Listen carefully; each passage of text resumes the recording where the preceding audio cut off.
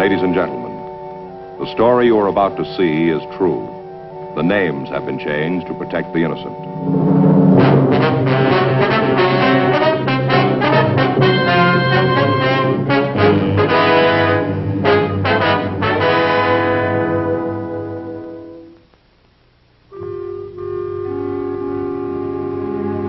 This is the city.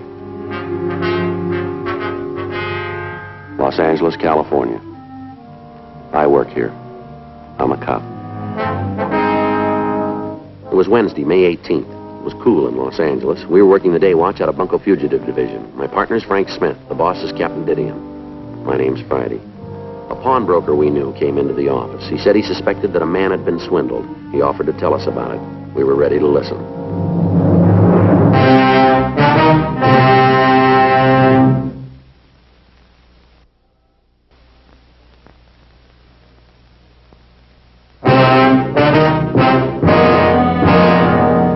Maybe just wasting my time, yours too. But it sure looked like a con game to me. Well, what's the sting? Well, a fella came in last night, little guy, kind of timid. Probably never been in a pawn shop before. At least he wasn't a steady. I can spot him straight off. Yeah. Wanted to pawn a ring, big green stone, fancy setting, all gimmicked up, you know? Mm-hmm. Man's ring, real fancy though. Asked me what it was worth. What'd you tell him? Worth $20, maybe 25. Is that what you told him? You know I can't loan full value, now you know that. Yeah. I offered him $5. Would have gone up to 10 if he'd pressed me. Now, that's better than a lot of brokers give. Did he take the 5? You kidding? He went all to pieces. Thought he was going to have a hemorrhage. Started calling me a crook. Said the ring was an emerald. Shouted and screamed all over the place. It's an emerald, he said. A $5,000 emerald. That hunk of glass. Are you sure you didn't make a mistake? I ask you, Sergeant, would anybody try to pawn a 5G emerald with me? I ask you. Yeah. Glass, that's what it was. Green glass. Nice setting, though. What do you think, Joe? The old diamond switch, maybe.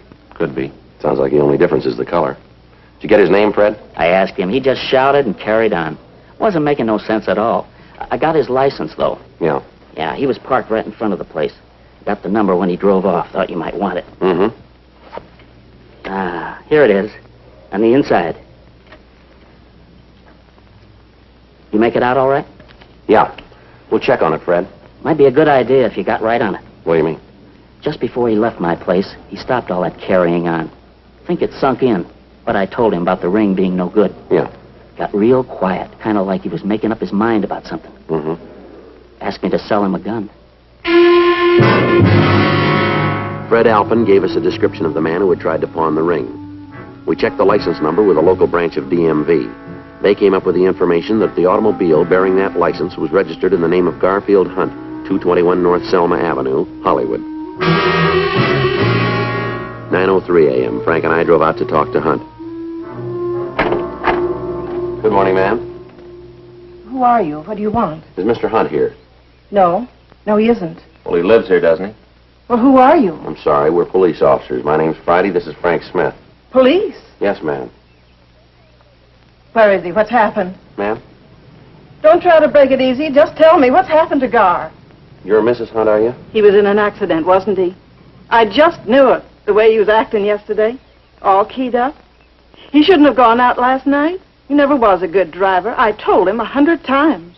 Afraid we don't follow you, Miss Hunt. And my husband, that's why you're here, isn't it? Well, yes, ma'am. We'd like to talk to him for a minute. Talk to him? That's right.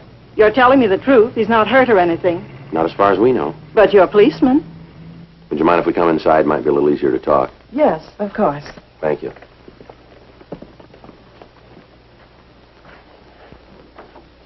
I'm afraid the living room isn't very presentable. I didn't have a chance to put the bedding away yet. That's all right. I slept in here last night, so I'd be near the phone. I thought he might call. I thought somebody'd call. Your husband didn't come home last night? Never happened before. Not in 37 years. Yes, ma'am. Just let me put this bedding away so Here, you I'll sit help down. you. Oh, thank you. Oh, there we are. Just put it in that chair over there. Okay. Do you have any idea where your husband might have gone? No idea at all. He didn't say. Well, I asked him, but he wouldn't tell me. Just said it was going to be a surprise. What time did he leave? About 9:35. I looked at the clock as he went out the door. I couldn't believe it. Not like Guy to go out that late. We're usually in bed by 10. Yes, ma'am. He promised me he'd only be gone an hour. He promised me he'd be back here by 10:30 for sure. I see. Never heard a word from him after that. Not a word. What do you suppose happened to him? We don't know, Miss Hunt. You must have some notion. No, ma'am, we don't. You said you wanted to talk to him. Just a few questions, routine. About what? We'd rather ask him. Did you notify the police that he's missing? No. I didn't know what to do. I figured you'd get in touch with me when you found him. I guess I wasn't thinking very good. Never happened before. Mm-hmm. You got a picture of your husband, Miss Hunt? I have one. Would you like to see it? Yes, if we could.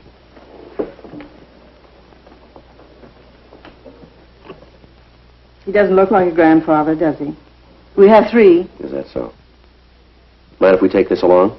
You won't let anything happen to it, will you? We'll be careful. It's the only one I have. Yes, ma'am. Do you think you can find him? We'll do our best. I guess I should have notified you last night. Yes, ma'am. I didn't know what to do. I thought you'd get in touch with me if something had happened. It's always better to call us first. I guess so. Then it might not happen. We advised Mrs. Hunt to make a formal report of her husband's disappearance to the Hollywood Division. A local and an APB were sent out. 3:15 p.m. Patrol car unit 9L78 reported Hunt had been found sitting in his car. The car was parked on Mulholland Drive. Hunt had readily identified himself. We asked the officers to bring him in for questioning. Joel, Yeah, here's your man, Garfield Hunt. thank you. All right, sit down there, Mr. Hunt. Go ahead, sit down. What do you want with me? We'd like to talk to you, Mr. Hunt. This is Frank Smith. My name's Friday. I do. Never been under arrest before, not once. You're not under arrest now, Mr. Hunt. Then what do you want to talk to me for? Why'd those officers ask me to come here? You didn't go home last night. Your wife has been kind of worried about you. I was going to go home when they found me. Wasn't any place else to go. I just shouldn't have called you. She didn't call. How'd you find out? You tried to buy a gun. Pawn shop over on Main Street. Oh, What'd you want the gun for? they wouldn't sell it to me. What'd you want with it? Don't need it now. Not now, they're gone. Who are you talking about? Who's gone? Wouldn't have hurt them. Just wanted my money back. Thought I could scare them, that's all. And who were they? Said they were renting the store next to mine. Came out first of last week. Measured the frontage. Heard them pounding around inside, hammering and all, like they was getting ready to move in. Said they were jewelers. Going to open up a valley branch for Lassingwells, you know, big jewelry store downtown here. Mm-hmm. Seemed like real nice fellas. Bought me lunch a couple of times. Pleasant, friendly like, glad to have 'em moving in.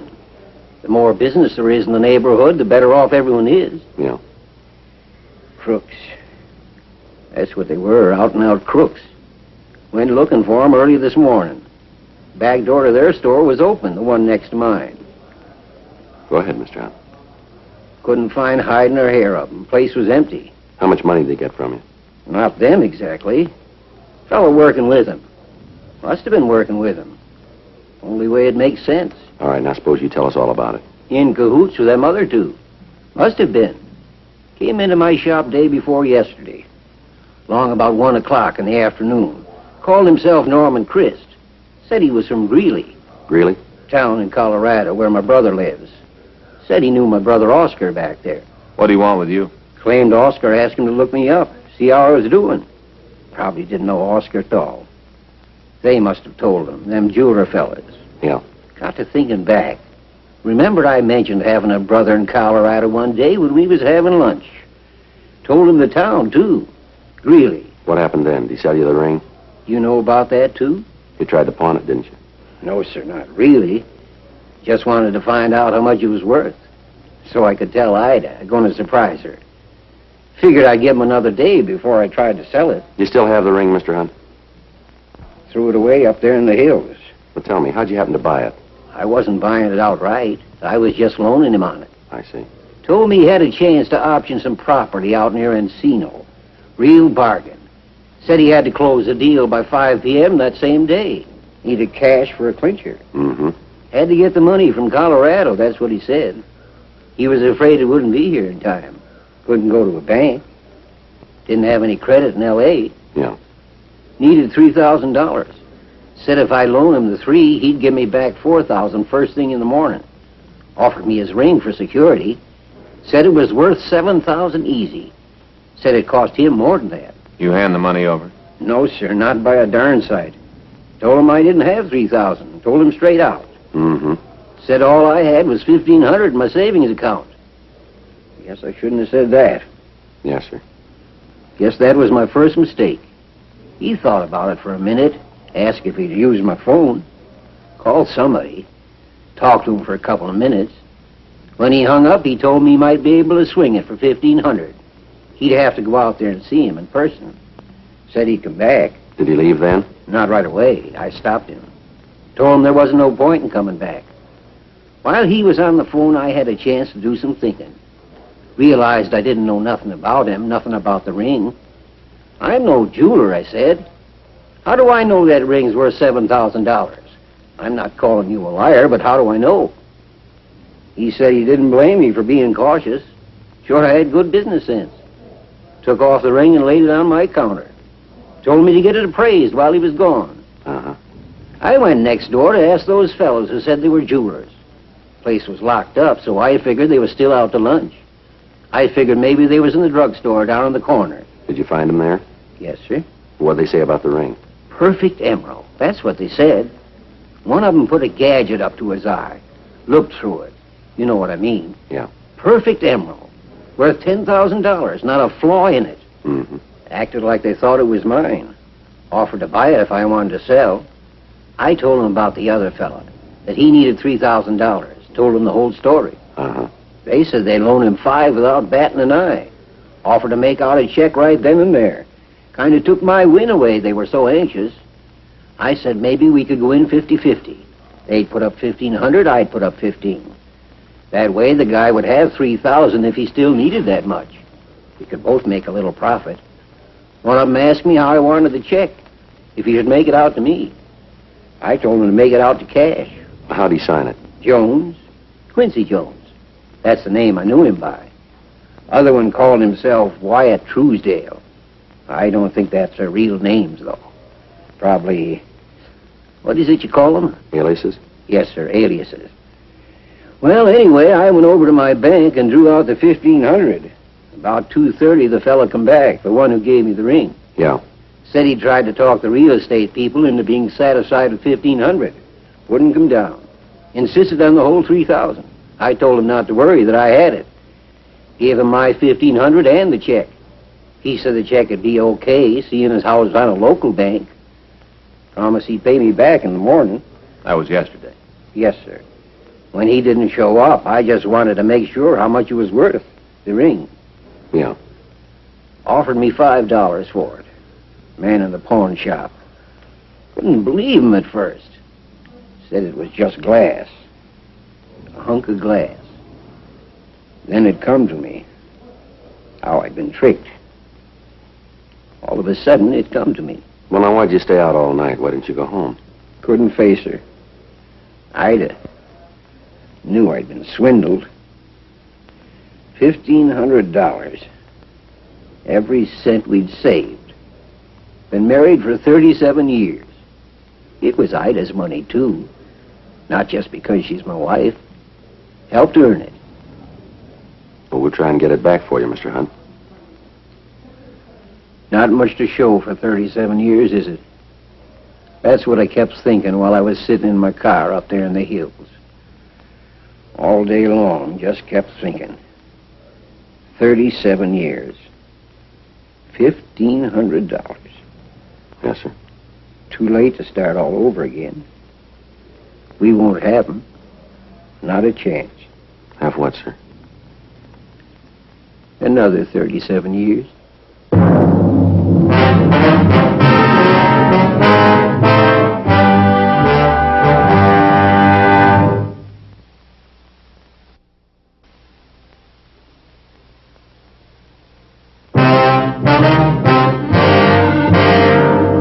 Using Garfield Hunt's description of the three suspects, the stats office came up with 24 possibles who had worked similar MOs. We showed mugshots to Hunt. He identified two of the photographs, Ernest Wilcoxson and Parker Cleaver. Hunt was positive that Wilcoxson and Cleaver were the men who had rented the store next to his and pretended to be jewelers. he was unable to find a photograph of Norman Christ, the man who had sold him the ring. We pulled the packages on Wilcoxson and Cleaver. They had both done time for grand theft. They had not previously worked with a third person. A local and an APB were sent out on all three suspects.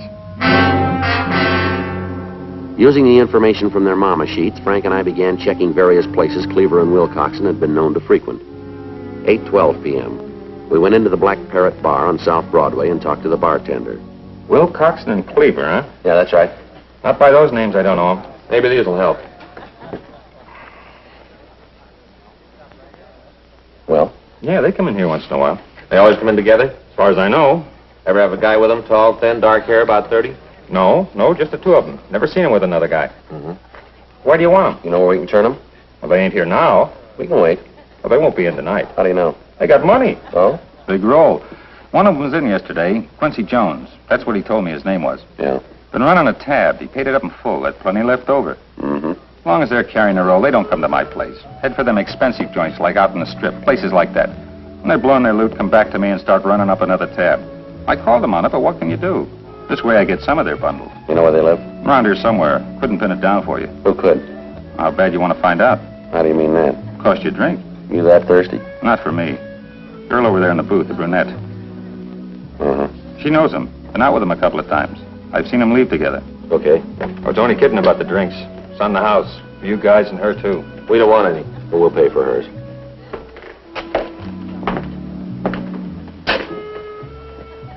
Hi. Hi. You're new around here, aren't you? That's right. Stands a new talent around this place.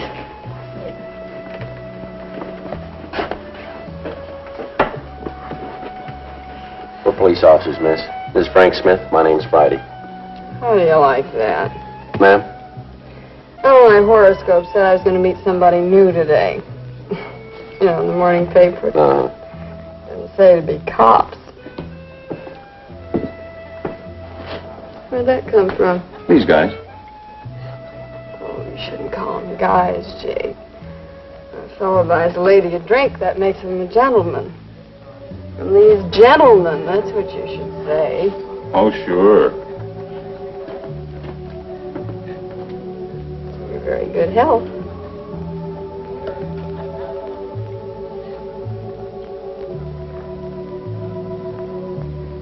Now, what can I do for you? The bartender says these men are friends of yours.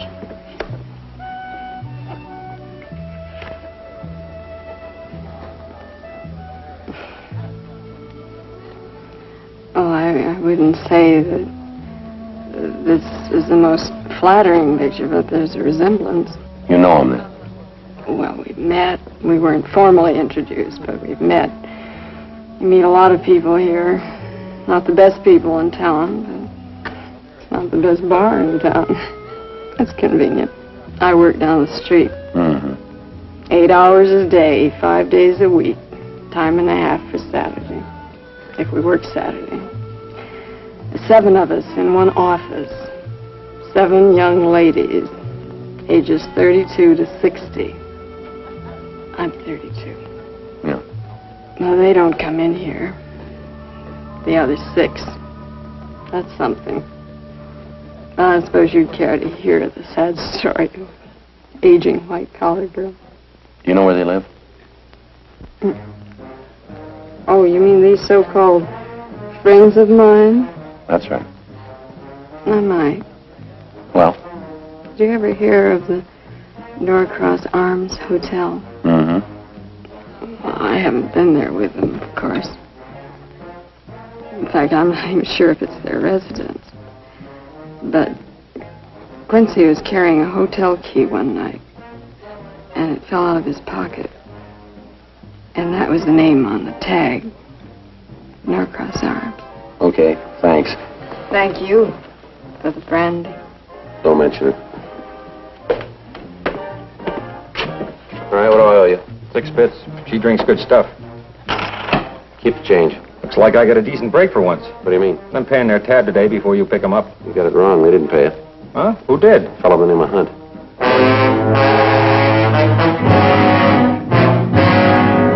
The clerk at the Norcross Arms Hotel told us that two men who resembled Wilcoxson and Cleaver were registered under the names of Jones and Truesdale. He said they'd gone out for the evening. He showed us up to their room, 36A. We asked him about the suspect known as Norman Christ. He told us he had never seen anybody with Wilcoxson and Cleaver who answered Christ's description.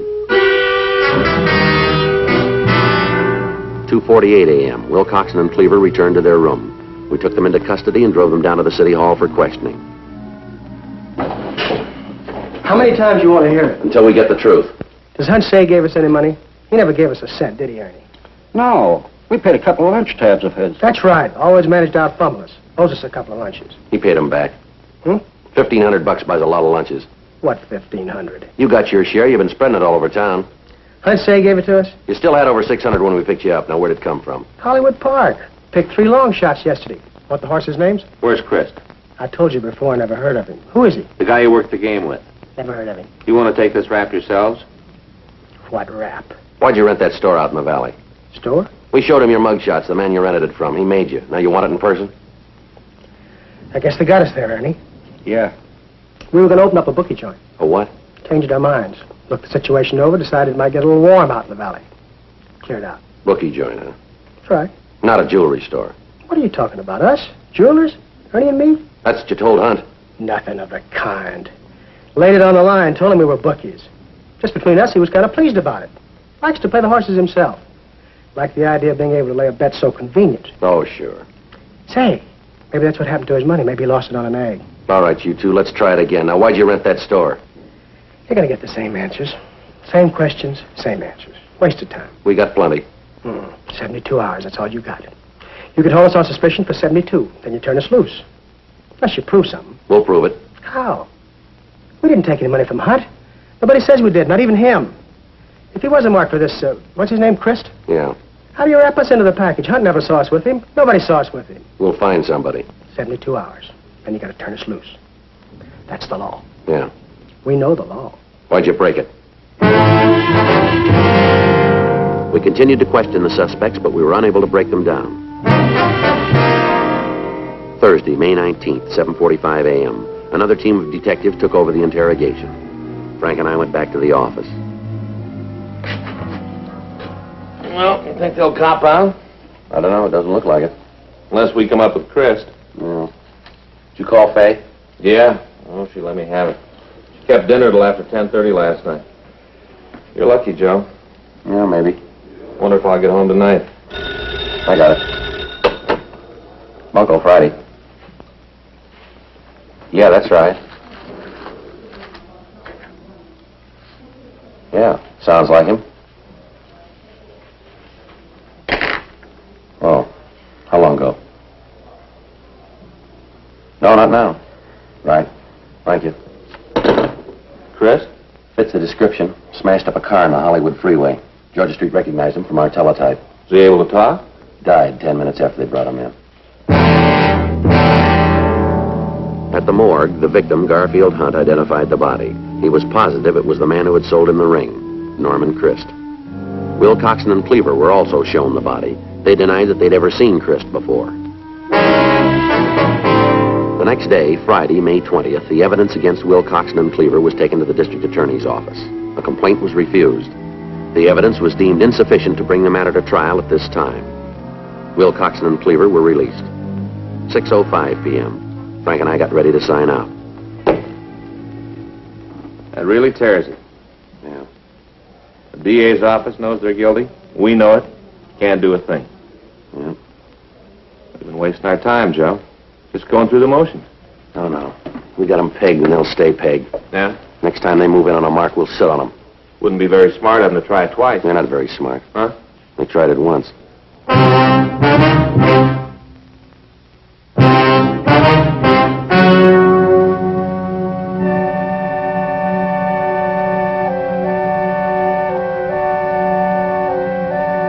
2 months later, on July 12th, the two suspects were apprehended for a similar crime. On November 6th, trial was held in Department 98, Superior Court of the State of California, in and for the County of Los Angeles. In a moment, the results of that trial.